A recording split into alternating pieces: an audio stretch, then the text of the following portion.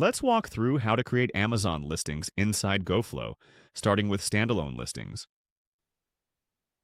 First, start with your Goflow products. Before you can create Amazon listings, your products need to be set up correctly. The more information you add to each product, the easier your Amazon listing creation will be, with more fields automatically filled in and fewer errors. Include fields like name, description, brand, category, manufacturer, and identifiers like UPC. Add additional details like weight, dimensions, and images.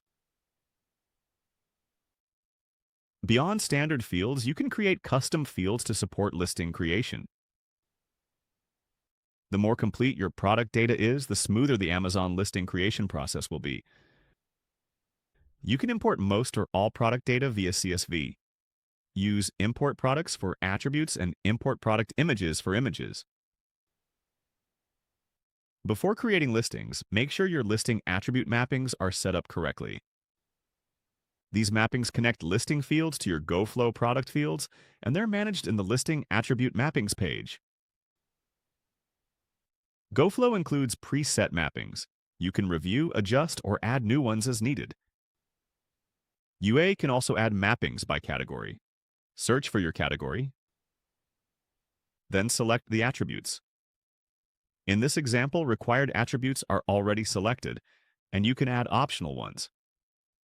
If a corresponding product field doesn't exist yet, use Configure Custom Field. Goflow will pre-fill the setup, and you can adjust it as needed. Then save your mappings.